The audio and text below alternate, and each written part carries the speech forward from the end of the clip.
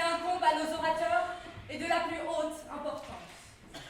Ils soupèseront, examineront, dévoileront les actions d'un homme, sa parole, sa pensée, son histoire. Cette histoire, c'est l'histoire de Mohandas Gandhi, icône de la paix, prêcheur de la non-violence, défendeur du peuple indien. Il a passé sa vie à combattre l'oppression au nom de la dignité humaine et de la justice sociale. Oui, mais voilà, la figure altruiste du pacificateur se voit souillée. Des incriminateurs dévoilent au grand jour les péchés du sacralisé. C'est un scandale. On le traite d'impérialiste, de ségrégationniste, de pédophile. Le prix Nobel lui échappe des mains, salissant sa mémoire et laissant ses admirateurs dans l'incompréhension. Messieurs, les membres du jury, chère audience, faut-il ébranler l'inébranlable? Peut-on incriminer une figure en apparence salutaire? Doit-on mettre l'honneur d'un homme au pied du mur? Telles sont les questions auxquelles nos orateurs tenteront de répondre ce soir. Peuple lycéen, vous l'aurez compris, le procès auquel vous allez assister dépasse toute convenance. C'est irrespectueux, c'est insolent, c'est prétentieux, c'est ICP éloquence.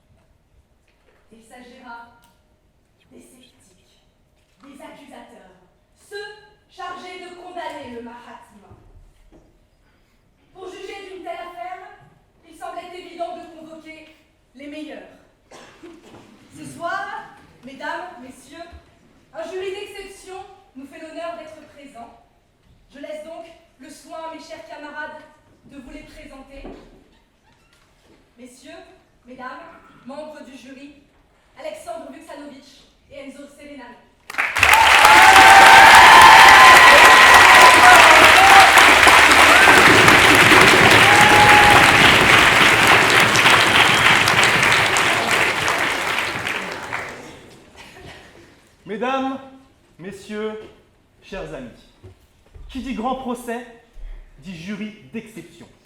Et ce soir, notre premier invité est l'exception qui confirme la règle. Malheureusement, monsieur Camille Riquier, éminent professeur de philosophie ici même, lauréat de l'Académie française, pardonnez-moi, et vice-recteur surtout de l'Institut catholique de Paris, ne pourra malheureusement pas faire partie de ce magnifique jury. Alors, c'est un vice-recteur et, comme vous le savez, les vice-recteurs courent beaucoup trop, et n'ont le temps pour rien ni pour personne. D'ailleurs, il est en train de courir en ce moment même et nous ne savons pas où. Sa femme et ses enfants non plus. Nous ne savons pas, c'est un vice-recteur. Je parlais de temps juste avant, et comme il est professeur de philosophie, je comptais vous parler un peu du temps de Bergson, puis je me suis souvenu que c'était de la philosophie et que personne n'allait absolument rien comprendre. Je pense qu'on peut passer sur ça. Tout de même, j'aimerais qu'on applaudisse monsieur Camille Riquier.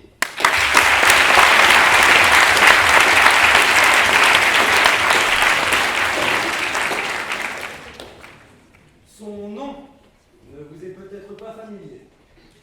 Pourtant, il n'est pas impossible que vous ayez entendu le son de sa voix un matin en écoutant RTL pour une analyse de la culture, de la politique ou de la société, d'un point de vue global, c'est-à-dire à l'échelle internationale.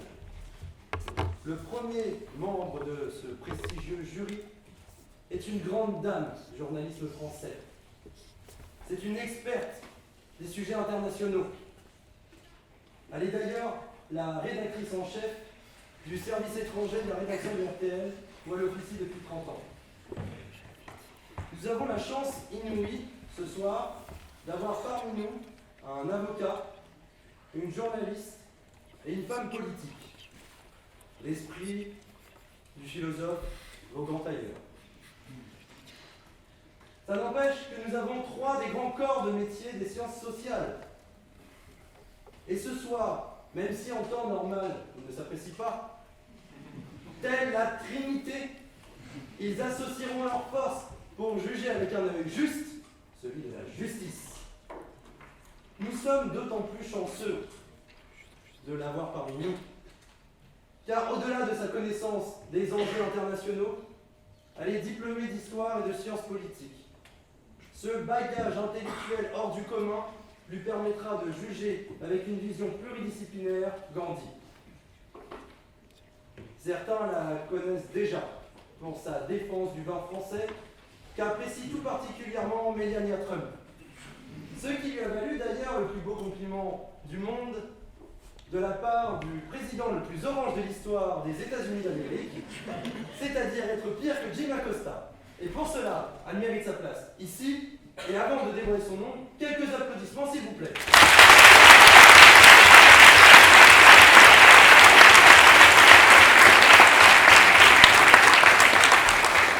Sa légitimité dans ce jury est renforcée par le fait qu'elle dispense de cours de prise de parole en public pour adultes et est une fervente passionnée d'art oratoire.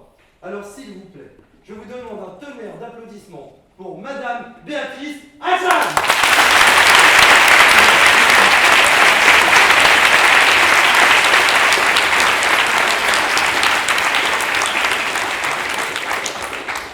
Chère audience, ce soir, en tant que représentant d'ICP Éloquence, et surtout en tant que moi-même, je dois dire, j'ai l'immense honneur de vous présenter notre prochain invité.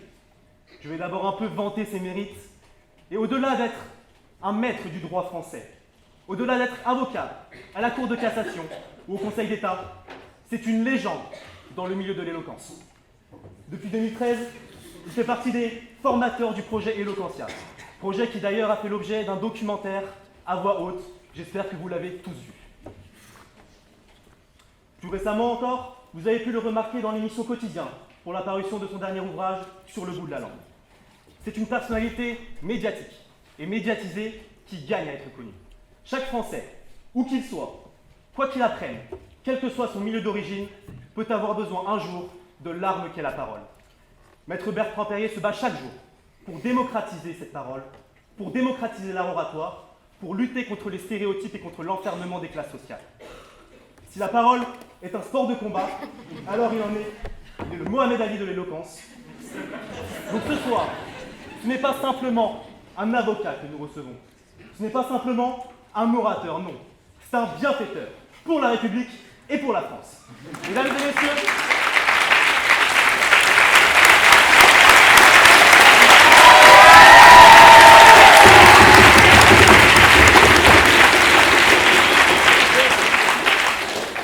Mesdames et messieurs, il est à l'éloquence ce que René Coty est à OSS 117. Notre race à nous. Je vous demande un triomphe pour le seul et l'unique Maître Bertrand Perrier.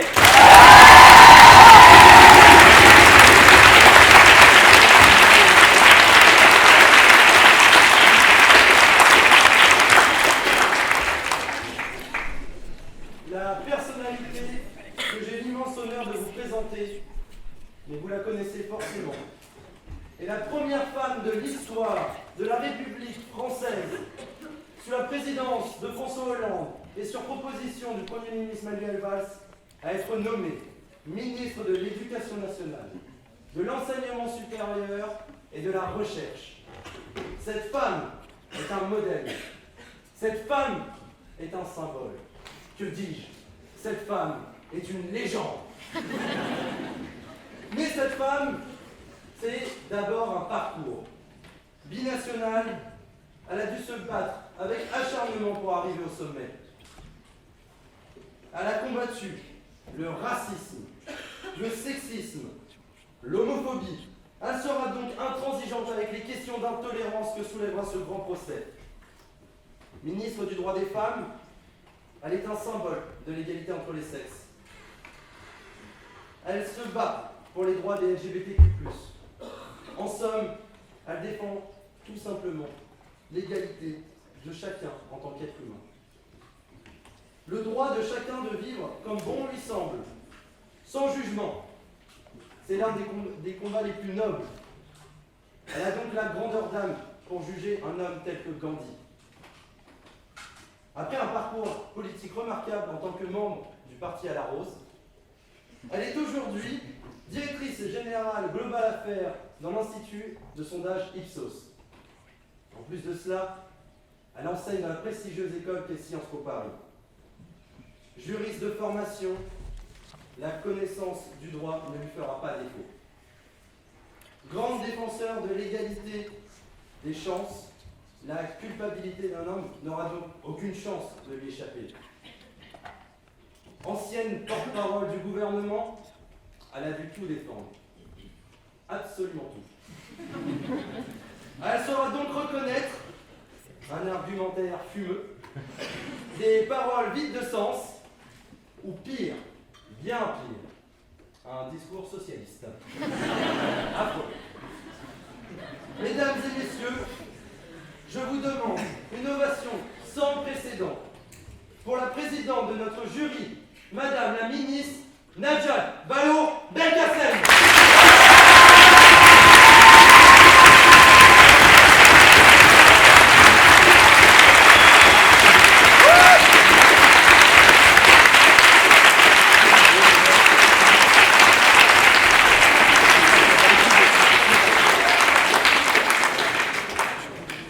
Et face au regard inquisiteur de ce jury 5 étoiles, nous allons maintenant vous présenter la crème de la crème d'ICP Éloquence, nos deux magnifiques plaideurs. Notre première est avocate de la défense. Cette femme a un tempérament de feu, mais ce soir, elle sera de glace. Lauria Zenou, c'est un 1m68 sans les talons, d'un caractère bien trempé, qui prendra à cœur et à corps de défendre le magma comme elle aime à le nommer. Fidèle au poste depuis des années, elle est arrivée à ICP Éloquence bien avant nous, et elle partira bien après nous. C'est un peu le pilier de notre association. C'est sur elle que nous pouvons nous reposer. Mais ne vous fiez pas à son calme légendaire. Elle saura tout faire. Et elle est prête à tout pour défendre Gandhi. Les sacrifices, elle en a déjà fait. Elle n'hésitera pas à en refaire. Mais ne doutez pas d'elle. Elle le fera toujours le point levé. Mesdames et messieurs, l'avocate de la défense, Maître Lauria Zenou.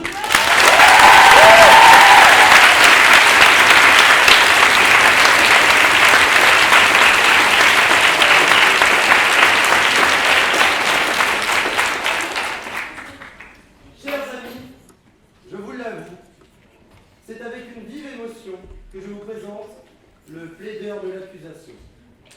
En effet, je me rappelle de ses débuts, il y a 1 an. La timidité ne l'avait pas rongé au salon. Il a pris la parole et son talent d'improvisation unique nous est apparu. Il est un être calme et doux.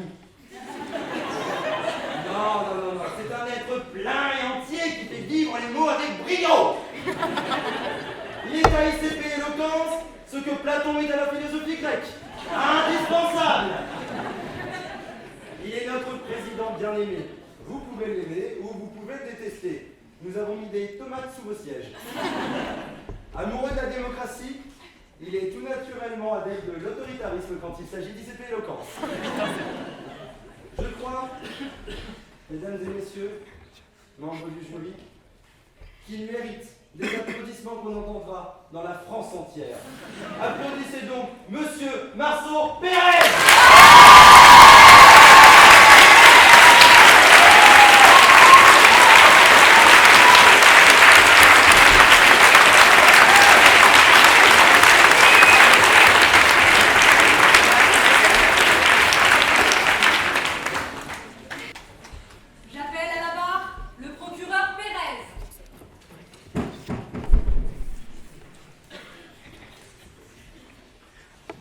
Madame la Présidente, Madame, Monsieur de la Cour, honorable audience, ma position est particulièrement délicate. Voyez-vous, je m'attaque à une chimère, à un fantôme. Naturellement, il est mort. Mais je dis cela et j'emploie ces termes imprécis, car Gandhi est une personnalité dont on connaît tous la forme, l'apparence d'abord, mais dont nous sommes bien peu nombreux à avoir eu la volonté d'aller au fond des choses, d'essayer de voir l'homme qui se cachait derrière les citations qui ont encombré nos dissertations, pour certains même leur thèse. Et ce soir, Madame la Présidente, cher jury, j'ai la lourde tâche de vous remettre les observations des faits que l'accusation a produits. Gandhi, c'est un mythe, c'est une légende. Je dirais même que c'est un Père Noël. Lorsque l'on est enfant, on se complaît dans le mensonge. Nos parents inventent un personnage fictif représentant la justice, le bien, la générosité.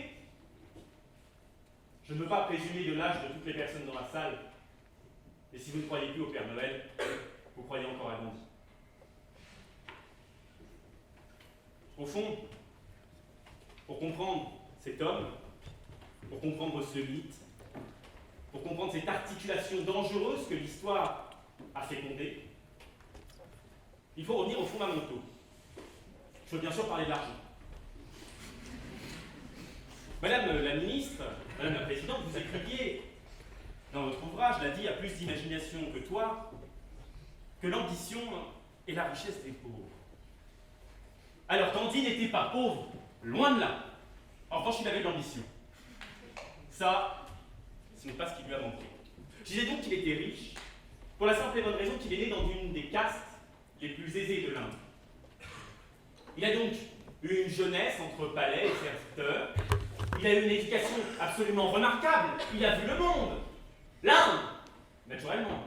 Mais la Grande-Bretagne métropolitaine, l'Afrique du Sud. Il était avocat.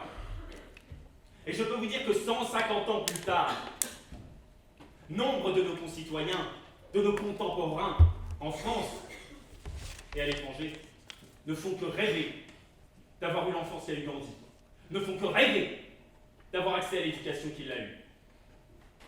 Pourtant, au XXIe siècle, nous l'imaginons tous, marchant avec un bâton, vêtu d'un pauvre drap, bien loin de Louis XIV, me direz-vous.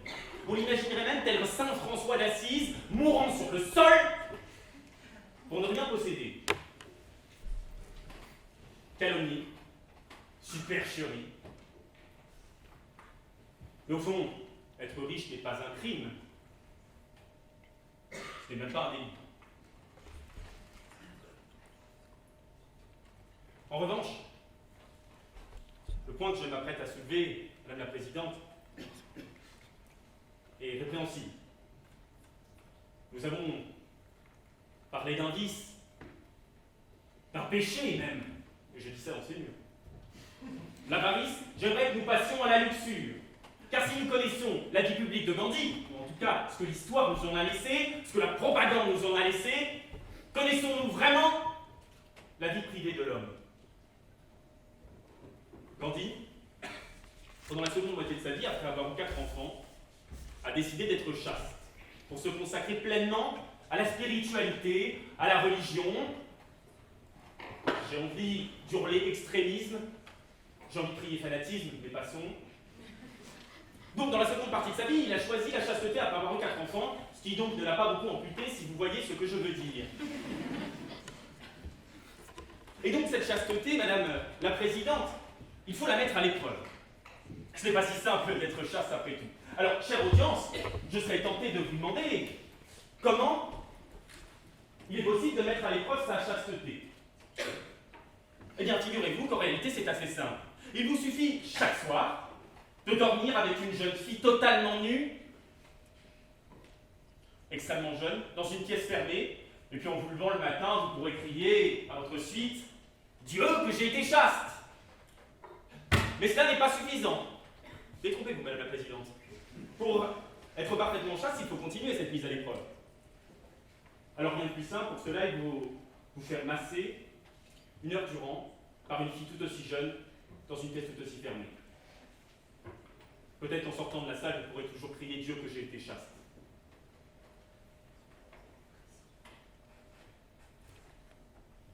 Aujourd'hui, et particulièrement dans nos universités, nous aimons à le citer. Nous aimons à l'aduler. Gandhi est une icône. Et on me l'a dit avant que je prépare ce procès. Gandhi est même une idole. Et c'est là que le vice se cache. Nous pensons élever notre société à son image, nous pensons élever nos enfants à son image, mais nous ne faisons que nous rabaisser, oublier l'esprit critique, oublier l'esprit d'analyse, qui faisait autrefois notre force. Mais enfin, le point dramatique de cette situation est lorsque nous atteignons, les heures les plus sombres de notre histoire. D'abord, lors de la Première Guerre mondiale. L'Europe était déchirée. L'Europe était martyrisée. Les hommes mouraient dans les tranchées et nous nous faisions la guerre pourquoi? Pour un morceau d'Alsace et un bout de Moselle. Nous nous faisions la guerre parce que des empires avaient décidé de se la faire. Parce que des princes, des rois ou des présidents avaient décidé de la faire. Et Gandhi, face à cette accumulation de violence, cette accumulation de haine, il n'a rien prêché. Non, mesdames, non, messieurs, il a décidé d'envoyer 1 million de soldats indiens périr sur le sol européen. En tant que chef spirituel, en tant que responsable dans l'Inde, certes, encore colonisée, il a pensé qu'il serait juste de travailler avec l'administration britannique pour gagner en influence, pour gagner en grade et pour gagner en argent. 1 million d'hommes sont morts à cause de cela. Mais le plus insupportable, cher Jérôme, c'est le rôle de Gandhi pendant la Seconde Guerre mondiale. Alors qu'il savait l'enfer des Juifs, celui des tziganes, celui des homosexuels, celui des communistes. Il savait la guerre. Qu'a-t-il fait? A-t-il envoyé 1 million d'hommes? Eh bien, il a écrit 2 lettres, Madame la Présidente, à Adolf Hitler. Au-delà du fait qu'il l'appelle mon ami, ce qui est en soi un outrage, il lui demande d'arrêter la guerre au nom de l'humanité. Alors certains diront de la naïveté, d'autres peut-être l'application pure et dure d'une doctrine qui aurait changé depuis 14. J'y vois de la lâcheté. Une lâcheté inqualifiable. Alors, peut-être que nous aurions dû dire à De Gaulle d'envoyer une lettre, à Churchill d'écrire un télégramme, ou même à Eisenhower d'envoyer une armée de postiers plutôt qu'une armée de Marines. Est-ce là le courage d'un homme d'État? Est-ce là l'attitude d'une grande âme? Définitivement non. Puisque nous parlons de courage, puisque j'ai eu l'honneur de citer quelques grands noms, j'aimerais vous citer Winston Churchill. En 2008, dans les archives du British Cabinet, nous avons trouvé une citation de Churchill qui parlait de la première fois que Gandhi a mis au point sa technique de la grève de la faim. Alors bien souvent, on admire cette technique de la grève de la faim. Quoi de plus noble que de souffrir dans sa chair pour rendre le monde meilleur? La première fois que Gandhi a fait cela, c'était dans le cadre d'un projet de réforme de l'administration britannique. Elle avait pour objectif de donner des droits civiques aux intouchables, cette caste la plus basse, la plus méprisée de toute la société indienne. La classe politique de Gandhi, sa caste sociale était si serrée qu'il a décidé de se faire porte-parole de cette cause et a voulu souffrir dans sa chair pour lutter contre ce principe d'égalité. Alors, pour être tout à fait précis, il faut savoir combien de temps cette grève a-t-elle duré. 5 jours. Voilà le courage d'un homme, voilà sa capacité à résister à l'oppression. Et donc Winston Churchill disait, Gandhi est un homme au courage singulier car il est capable de faire la grève de la faim en buvant chaque matin un jus d'orange enrichi au sirop de glucose. L'indécence n'a pas de limite.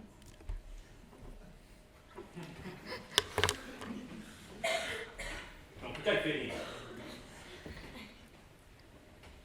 Madame la Présidente, cher jury, à la fin de la plaidoirie, vous entendrez le témoignage d'une femme, Madame Clémence Fatou, petite fille de Mathilda Fatou, qui a travaillé pendant plus de 10 ans au service de Gandhi.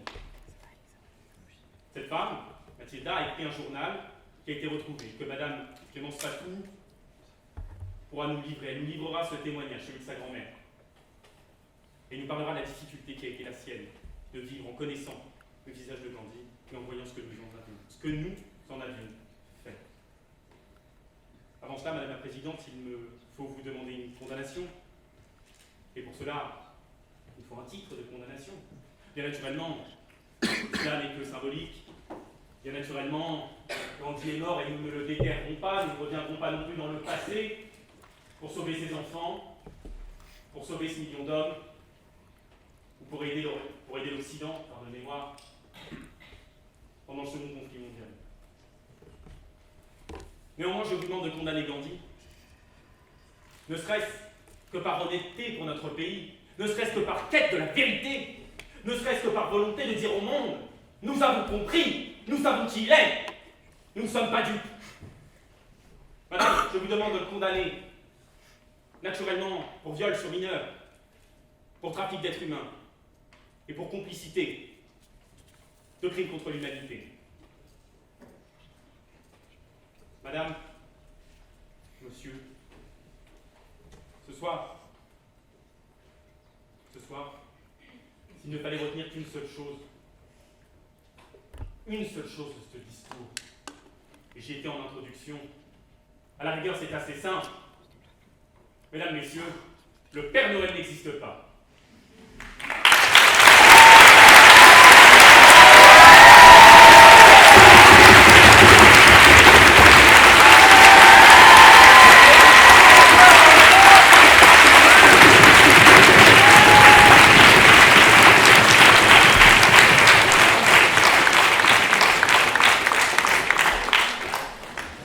J'appelle la témoin de l'accusation, Madame Clémence Fatou.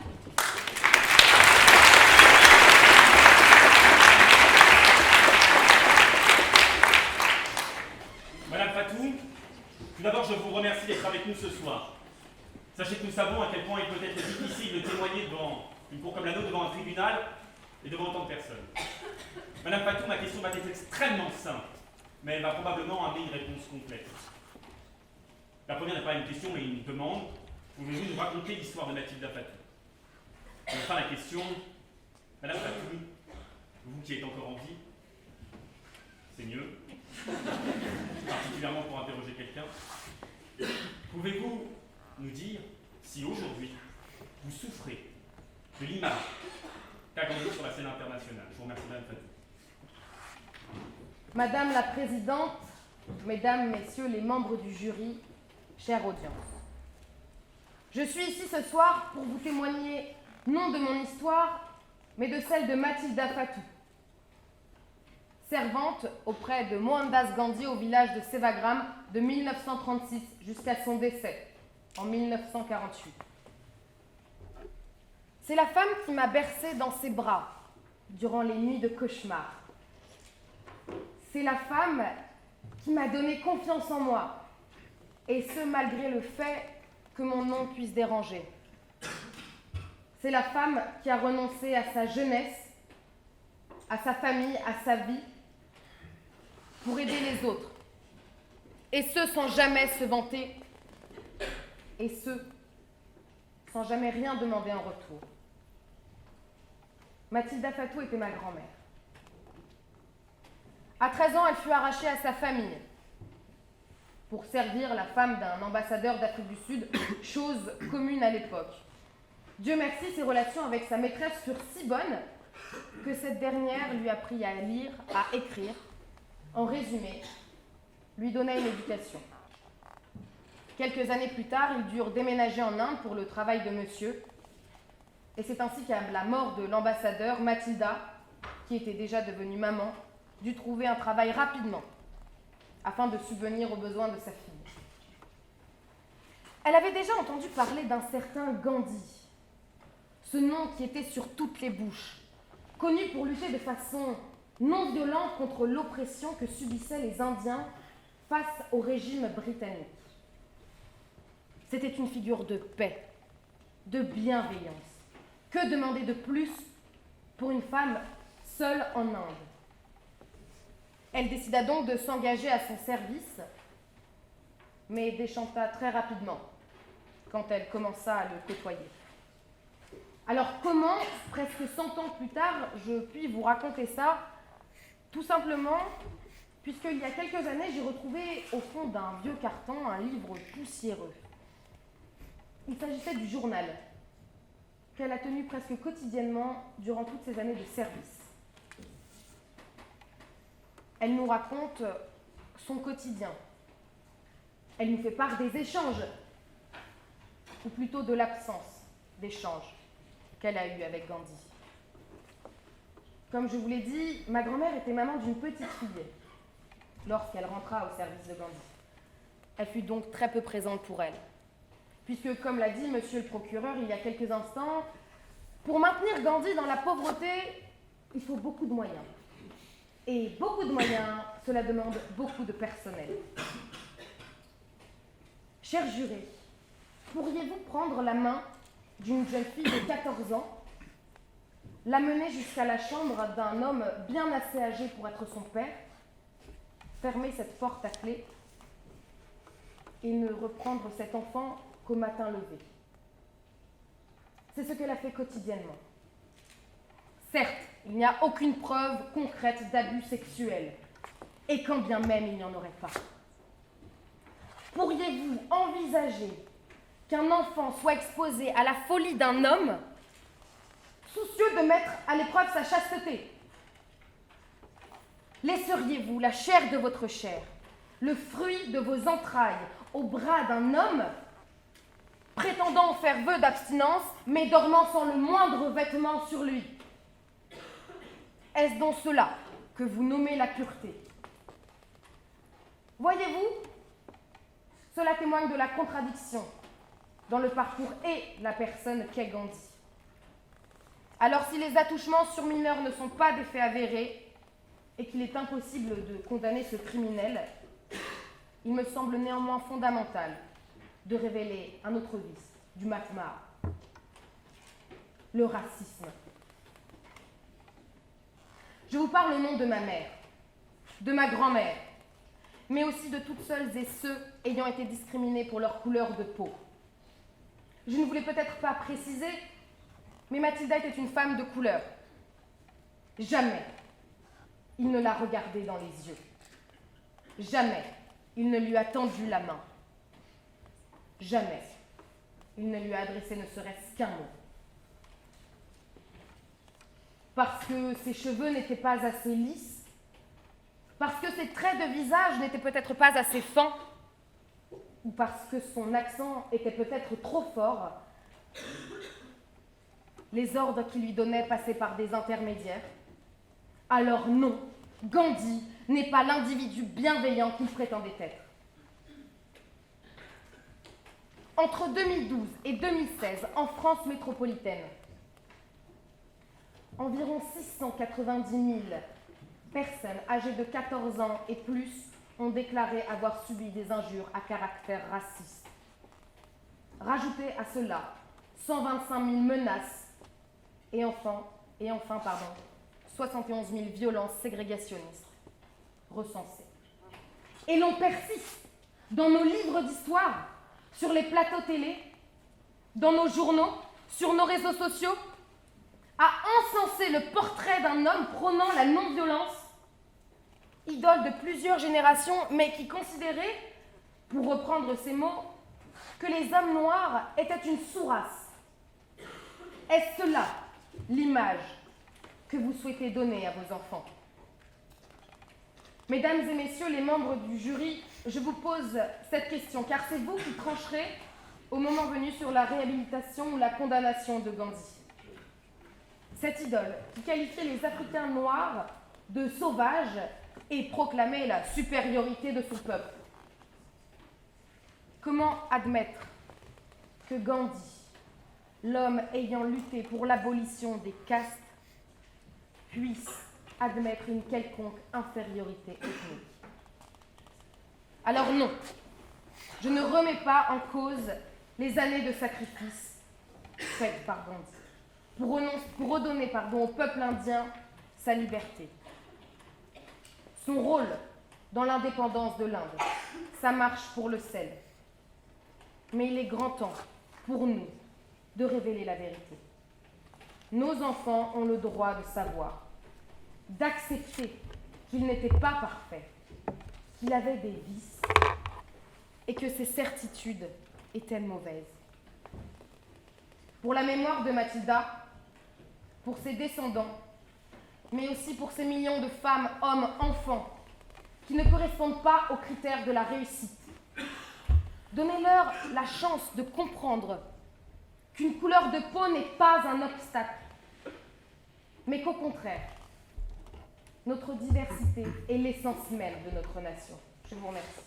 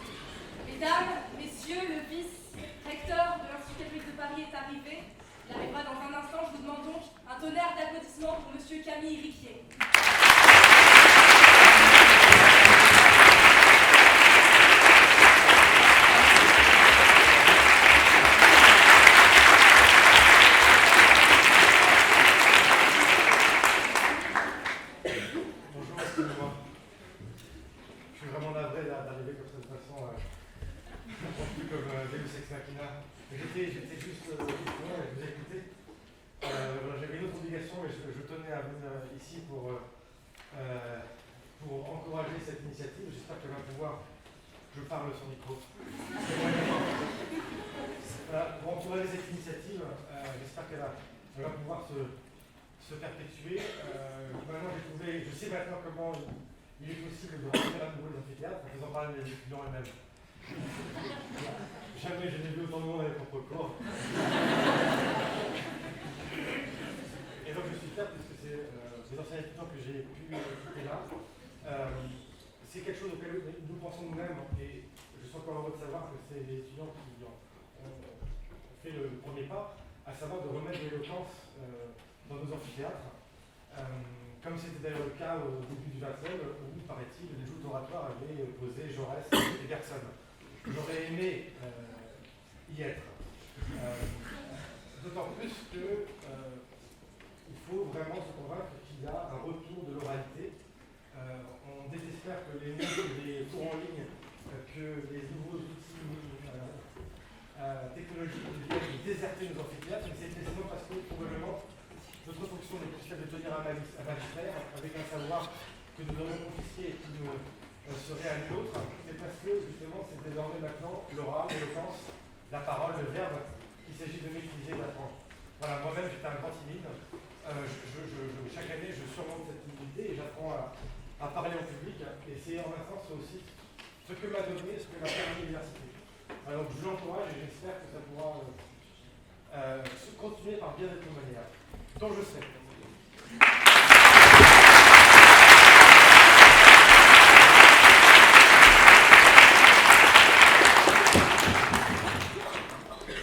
J'appelle à la barre l'avocate de la défense, faites vos genoux.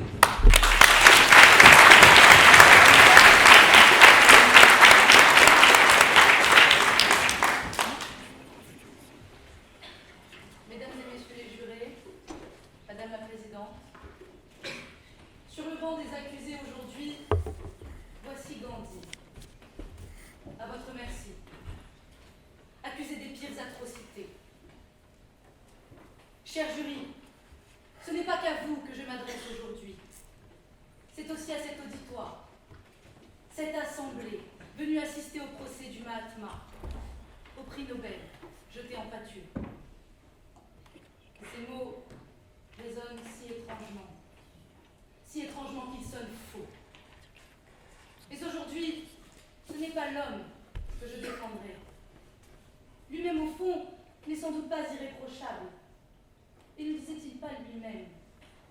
que nul être humain n'est trop mauvais pour être sauvé. Mais pensait-il seulement que cette phrase un jour serait utilisée pour lui? Aujourd'hui, c'est un héritage que je rétablirai, car vos mots, monsieur le procureur, semblent vouloir l'effacer. Gandhi est un homme, pétri de contradictions, de qualités et de défauts. Et n'est-ce pas cela qui est remarquable?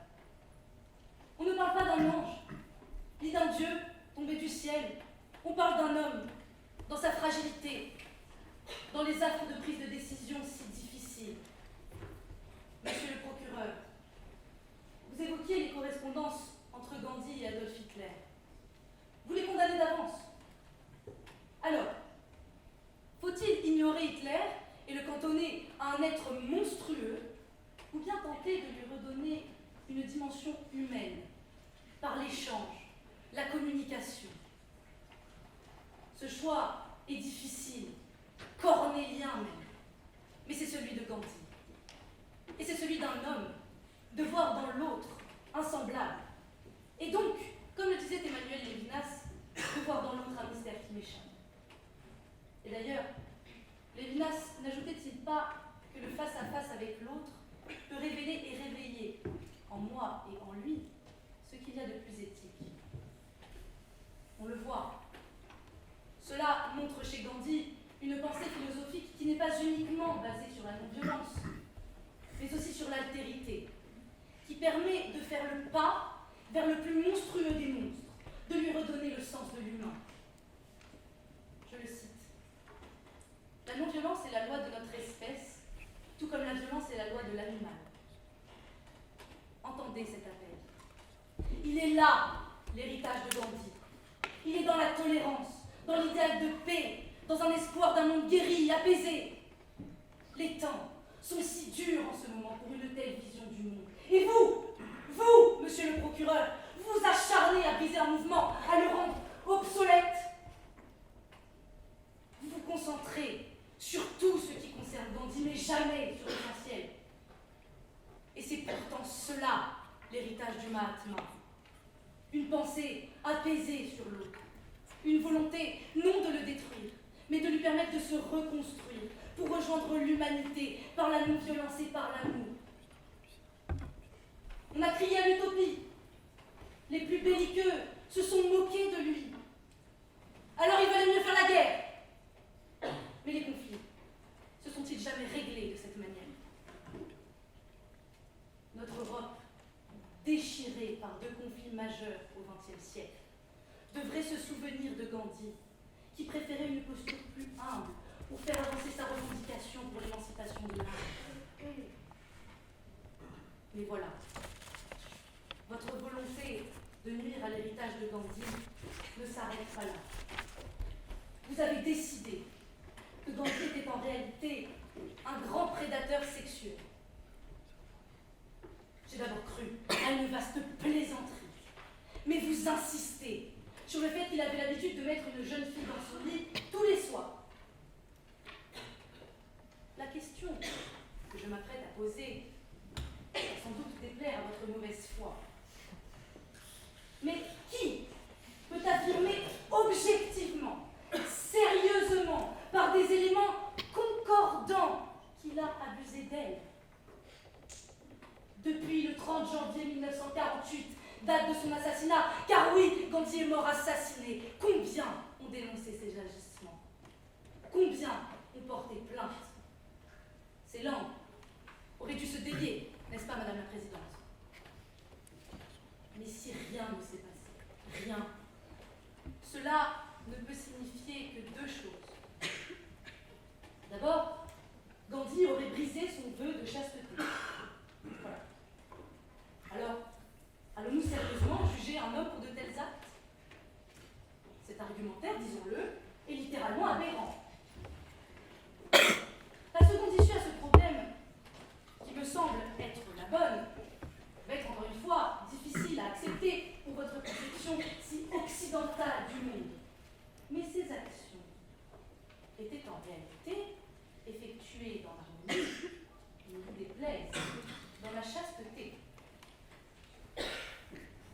J'aimerais une dernière fois faire parler mon client aujourd'hui. Entendez ce qu'il disait. Appeler les femmes le sexe faible est une diffamation. C'est l'injustice de l'homme envers la femme. Si la non-violence est la loi de l'humanité, l'avenir appartient aux femmes. Ce n'est pas la phrase du petit pervers que vous avez tenté de décrire. C'est la phrase d'un des plus grands penseurs et hommes de paix du XXe siècle, M. le Dureur. Qui d'autre que Gandhi aurait pu rassembler tous les Indiens, ouvriers, paysans, femmes et hommes, séparés par un système de caste profondément divisé et qui pourtant se sont livrés ensemble pour lutter contre le pouvoir britannique? Qui d'autre que ce vieillard fragile et maigre pouvait être le symbole de la révolte non violente, mais si obstinée, si belle de tout un peuple? Qui d'autre que lui leva autant les foules en créant un vocable rassembleur et symbolique, la satyagraha pour la vérité? Qui d'autre? Qui d'autre que Gandhi? Mais voilà. Malgré tout ce que j'ai pu dire, Madame la Présidente, j'y consens, je l'avoue. Voilà, l'accusation a raison. Gandhi est un Père Noël. Il a permis à tout un peuple de rêver une fiction qui est devenue une réalité. Il a mené l'Inde vers l'indépendance. Il a permis à son peuple de se recréer une identité pour qu'il devienne aujourd'hui une des plus grandes puissances du monde. Il a convaincu le faible qu'il était puissant, le médiocre qu'il était excellent, et a permis aux pauvres de se rendre compte que sa richesse était si proche de lui. Si c'est cela, le Père Noël, alors puisse-t-il une ultime fois laisser un message de paix à tous les grands de ce monde et un message d'espoir à tous les autres. Pour toutes ces raisons, je demande gratuitement de Mohandas Gandhi, au nom de l'humanité, au nom de la non-violence, au nom du respect, mais surtout au nom de la paix. Merci.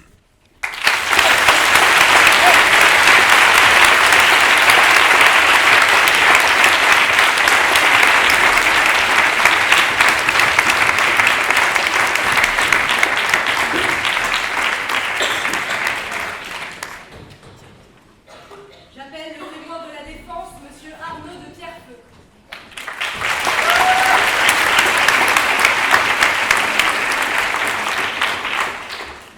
Monsieur, aujourd'hui vous êtes Dimitri Belikov.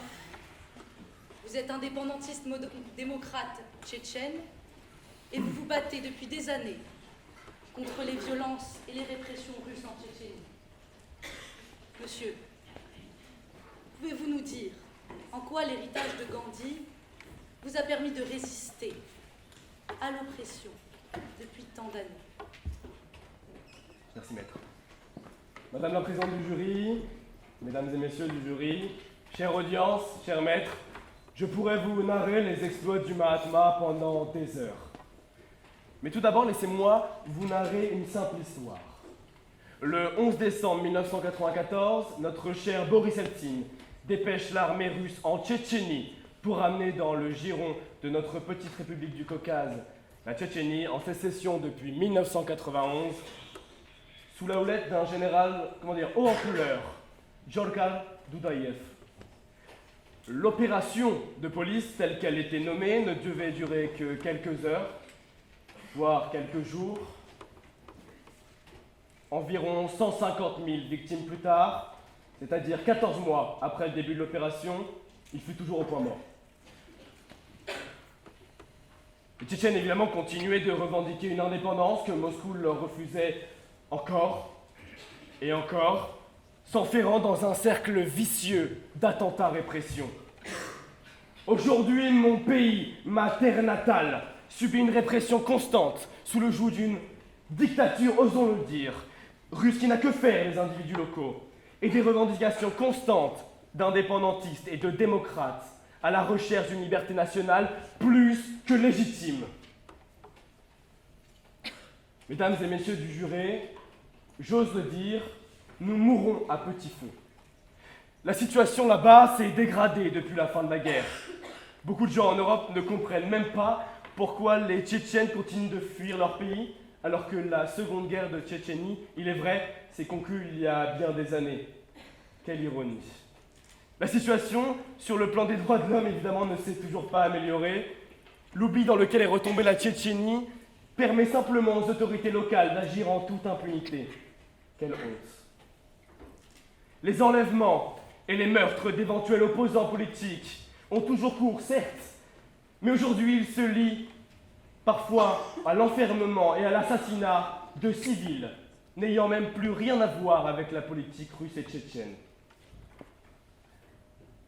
Alors Mohandas Karamchand Gandhi, le Mahatma, la grande âme, comme on l'appelle chez moi, il a été la lumière qui a guidé notamment le Dr King, son peuple en Inde, ou simplement des milliers d'activistes à travers le monde, qui, comme chez moi, en Tchétchénie, sont injustement enfermés, encore une fois, parfois assassinés. Le 2 octobre, nous célébrions son 150e anniversaire de naissance, et voilà la magie de Gandhi. Il continue de donner chaque jour, à donner du courage à des millions de personnes à travers le monde. Gandhi est un symbole. Par quel droit osez-vous vous attaquer à ce héros de l'histoire de l'humanité? Mais quelle indignité! L'Inde est avant tout la terre où se sont développées les techniques de changements sociaux non violents que des peuples utilisèrent à Montgomery, en Alabama, en Afrique du Sud, sous l'apartheid, et il y a très peu, lors des révoltes des anciennes colonies françaises, rappelons-nous. Nelson Mandela appelait Gandhi le guerrier sacré.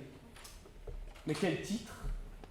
Il montrait effectivement Gandhi au jour le jour par sa stratégie de non-coopération, son affirmation que nous ne pouvons être dominés que si nous ne coopérons plus avec nos dominateurs. Madame Fatou, je vous entendais parler de racisme. Paradoxal pour quelqu'un dont la résistance non violente a inspiré des mouvements anticolonialistes, antiracistes à travers le monde. Pour M. Mandela, encore une fois, Gandhi était indien et sud-africain. Chez nous, il est tchétchène. Et encore une fois, voici la magie de Gandhi, car Gandhi l'aurait approuvé. Il avait la capacité unique de devenir un pont entre certaines des plus grandes contradictions de l'espèce humaine. Alors, si vous me le permettez, j'aimerais revenir sur ce que vous disiez sur sa haine de certaines castes indiennes, sa haine des intouchables. Mais le Mahatma incarnait la confiance entre tous les secteurs de la société en Inde. En 1917, les Indiens ont été témoins d'une énorme grève de textile sans précédent. Lorsque le conflit entre les travailleurs de l'usine et les propriétaires a atteint un point de non-retour, qui a intervenu? C'est Gandhi, monsieur, qui a négocié un règlement équitable. Gandhi a formé la Major Mahajan Sangh, une association pour les droits des travailleurs. Alors peut-être me diriez-vous, à première vue cela peut sembler n'être qu'une énième association des droits des travailleurs, mais cela révèle à quel point les petits pas et les petits mots ont un impact important dans l'histoire. À cette époque, Mahajan était utilisé comme titre de respect, de noblesse chez les élites. Gandhi a inversé la structure sociale en attachant le nom Mahajan à Major, ouvrier en indien. Avec ce simple choix linguistique, Gandhi a renforcé la fierté des travailleurs en Inde. Et Gandhi, de plus, combinait les objets ordinaires avec la politique de masse. Qui d'autre aurait pu utiliser un charka, un rouet, ou un kradzi, un tissu tissé à la main, comme symbole d'autonomie financière et économique et d'autonomisation pour la société indienne? Quelle ironie! Il n'existe aujourd'hui malheureusement pas d'alternative au dialogue et aux négociations pour ceux qui veulent réellement et véritablement la paix et la négociation. Ces dernières ne sont possibles qu'avec ceux qui sont prêts à renoncer à jamais à la violence et les armes. Et excusez-moi du peu, mais Gandhi était le symbole unanime de ce combat éternel. Zdravstvuyte demokratia, dawajte ruem za demokrację.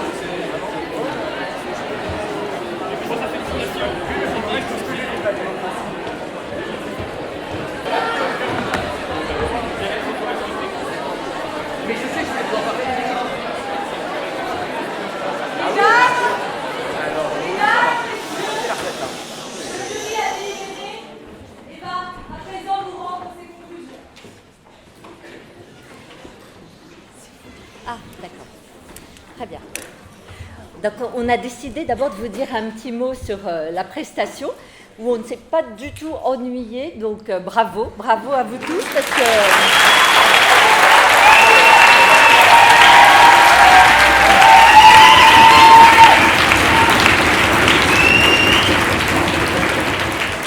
Nous savons à quel point c'est difficile de parler en public et on a apprécié l'aisance dont vous avez fait preuve tous. Et je dois vous dire, quand on a délibéré, on n'avait pas du tout le même jugement tous les trois. Donc c'est pour vous dire que vous avez tous été très bons. Donc bravo pour commencer.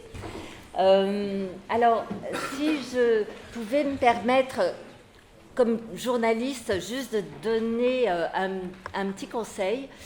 Moi, l'éloquence, je ne connais pas. Les journalistes n'ont pas à être éloquents, on est plutôt dans l'économie des mots et le minimalisme. Je ne parle pas des stars du journalisme, mais quand on est en reportage et qu'on rentre de reportage et qu'on doit raconter une histoire, c'est plutôt les gens dont on parle qu'on doit mettre en valeur et nous, on doit s'effacer derrière ce dont on parle. Donc l'éloquence, honnêtement, je ne sais pas ce que c'est, je ne la pratique pas.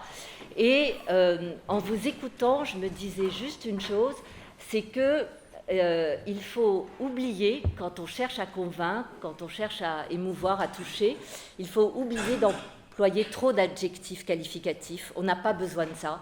Il faut en rester souvent aux faits, à la sobriété des faits, pour laisser passer l'émotion. Ou l'humour. Donc, avoir le sens de la formule, c'est très bien. Vous en avez eu plusieurs, des très bonnes formules, tous. Vous avez su aussi avoir des ruptures de ton par moment, jouer sur différents tons pour pas lasser le public, pour nous surprendre, pour relancer l'attention. Donc ça, j'ai trouvé ça très très bien.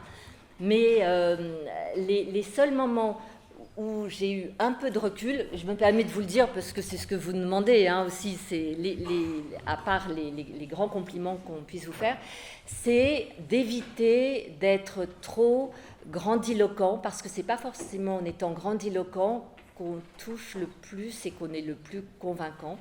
Donc voilà, on a choisi un lauréat. Je laisse à Madame la Ministre le soin de le révéler tout à l'heure. Mais honnêtement, on a apprécié chacune de vos prestations. Bravo, on apprécie le travail qu'il y a derrière. Bravo.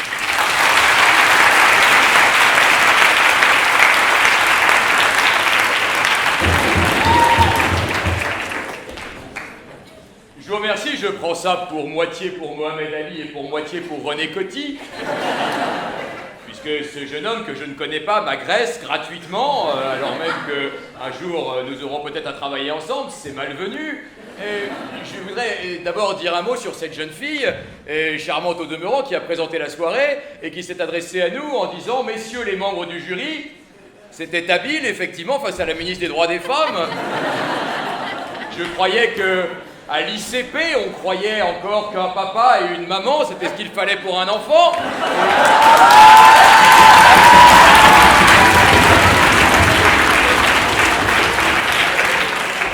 Le constat aura été qu'on n'a plus aucun repère, messieurs, mesdames, gender fluide, enfin, c'est effarant, pour un peu vous seriez moderne.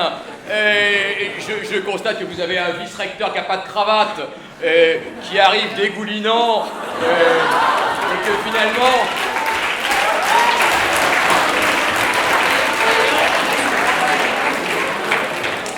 Finalement, il est plus applaudi quand il est absent que quand il est présent.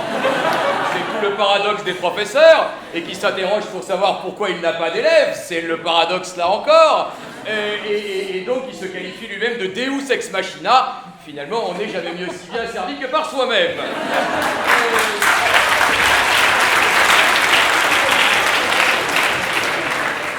Enfin, heureusement, il y a un jeune homme à cravate qui a remis les choses un peu dans l'ordre en disant qu'il y avait pire qu'un discours privé de sens, un discours socialiste. La jeune fille en est bien à l'ICP, on ne s'est pas trompé. Alors ensuite, il y avait le garçon, la Djellaba multicolore, Marceau Pérez. Et alors moi, je me suis dit, il y a quelqu'un qui, grâce à Marceau Pérez, passe une très mauvaise soirée. c'est le petit garçon qui est là. Viens mon bonhomme.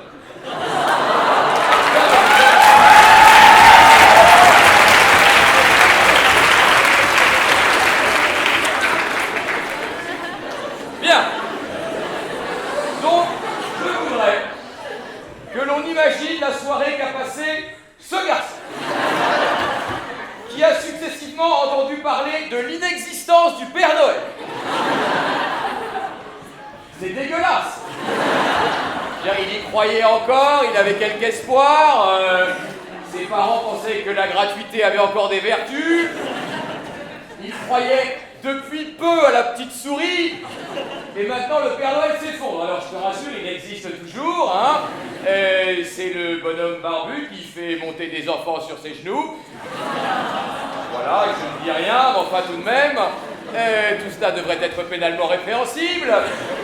Donc ça, c'est la première chose. Donc, ce gamin a entendu révéler que le Père Noël n'existait pas. Première chose dégueulasse.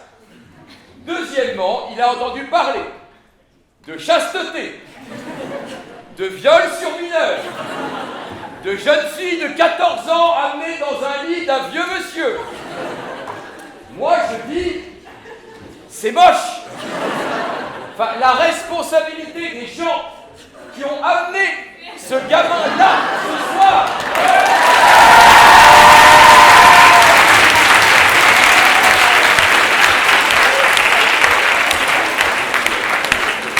Je ne dis pas que c'est la première fois que les catholiques font du mal aux enfants.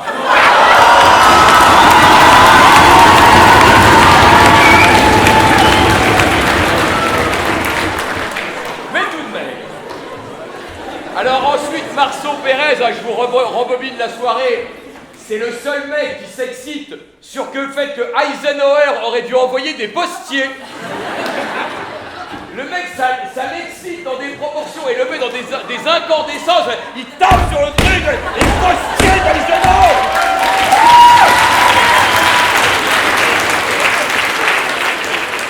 Ça va bien se passer, tu vois, le viol sur mineur, il s'en fout. Par contre, les postiers, ça on sent que la privatisation de la poste, tu vois, c'est son truc. Bon, très bien. Alors, il a dit, voilà, on va en revenir aux fondamentaux, c'est l'argent. Être riche n'est pas un crime. Et là, t'as les gens qui payent l'ISF, c'est-à-dire lui, etc. Ah bah ça va, alors on peut rester, oui, vous pouvez absolument rester, tout va bien. Vous êtes en Macronie, donc, et puis après, le mec te dit, oui, la grève de la faim, petit joueur, un jus d'orange et du glucose, ben fais-le mon pote.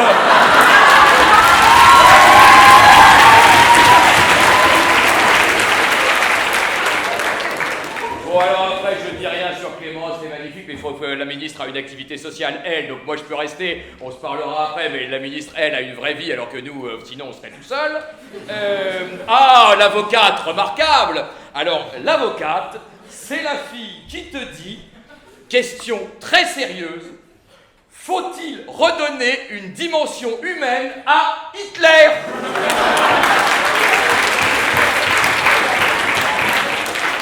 Mais c'est vrai ça, dis donc. La question se pose drôlement. Finalement, est-ce qu'il n'était pas si mignon? Avec sa petite moustache. Il faut le ramener dans la communauté des humains. Bah bien sûr, mais quel scandale. Et la nana dit, c'est une question difficile. Oh bah c'est vrai. La question de savoir si Hitler est plutôt de l'enfant de cœur ou du criminel monstrueux se pose. En tout cas pour toi, il y a bien qu'ici qu'elle se pose. C'est pour ça qu'on est dans une espèce d'écran incroyable où on se pose des questions qui ont été heureusement résolues par ailleurs. Et puis après, il y a le dépendantiste tchétchène. Oh bah alors là, on est dans la prise d'otage totale. Tu vois, le mec est là. Arnaud de Pierrefeu, tu vois. Alors...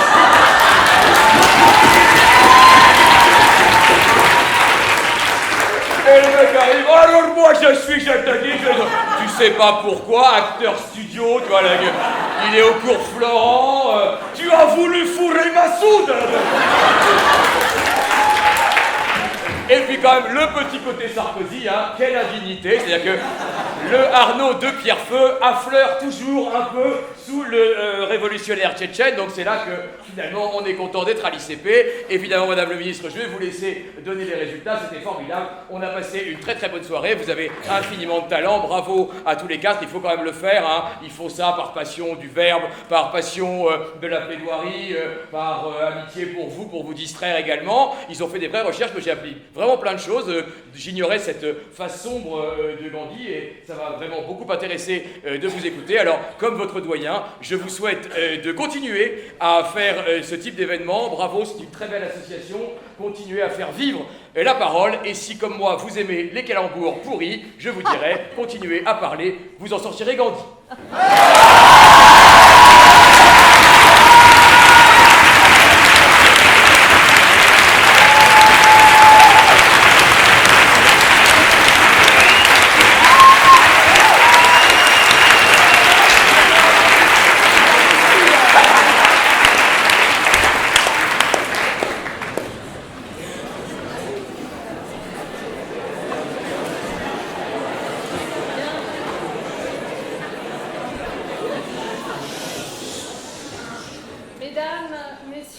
Jeunes filles, jeunes gens, je viens de comprendre l'allusion à Mohamed Ali. Depuis le début de la soirée, je cherche la carrure. Ça va.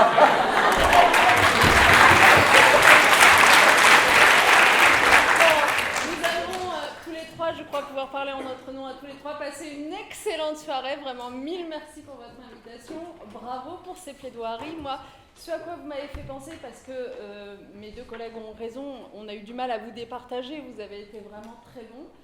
Ce à quoi vous m'avez fait penser, c'est à cette formule que vous connaissez peut-être de Jacques Rancière, la découpe du réel. En fait, le réel, c'est avant tout ce qu'on vous donne à voir. Et moi, j'avoue que je passais d'une plaidoirie à une autre en me disant à chaque fois, mais d'abord, j'ai découvert beaucoup de choses au sujet de Gandhi et de cette face sombre, et en me disant, mais en fait, c'est vrai, je pourrais adhérer totalement à ce que vous êtes en train de dire. Donc l'accusation, mais ensuite la défense, ça a été compliqué de nous décider. Ça a été compliqué de distinguer l'une d'entre vous, mais nos choix se sont portés d'abord s'agissant de celui que nous avons décidé de primer ce soir sur la personne de Clémence.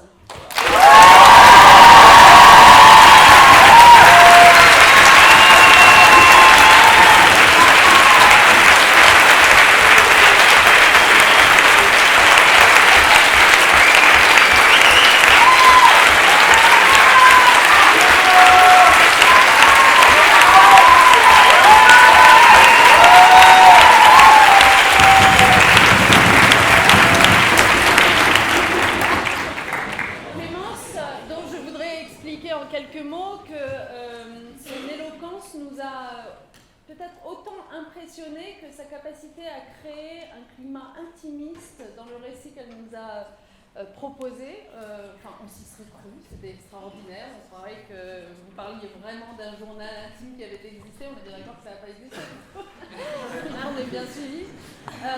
Et donc, je crois que dans n'importe quel tribunal, mais peut-être que Bertrand Perrier serait mieux placé que moi pour vous le dire, lorsqu'on arrive à provoquer une telle émotion, lorsqu'on arrive à embarquer avec soi l'attention de ceux qui vous écoutent, il y a une partie peut-être du procès qui est gagnée. Donc voilà, je voulais la remercier et la féliciter. Néanmoins, je le disais, s'agissant de la décision, donc est-ce que nous condamnons ou nous acquittons Gandhi ? La réalité, c'est que votre plaidoirie, chère Lauria, était très bonne aussi, et c'est celle qui a emporté notre conviction sur le fond.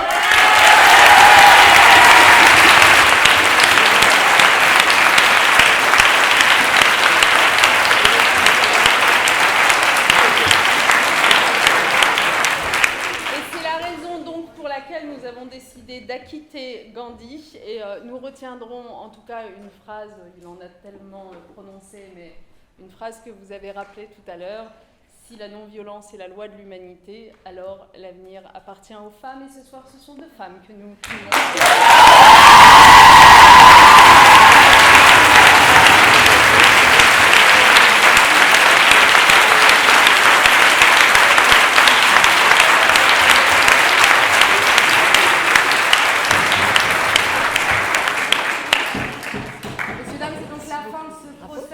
à tous d'avoir assisté au procès. Nous remercions également la Fédération française de débat et d'éloquence qui nous soutient, ainsi que l'Institut catholique de Paris de nous avoir mis à disposition ces locaux, et enfin l'artisan costumier qui a confectionné ces magnifiques robes.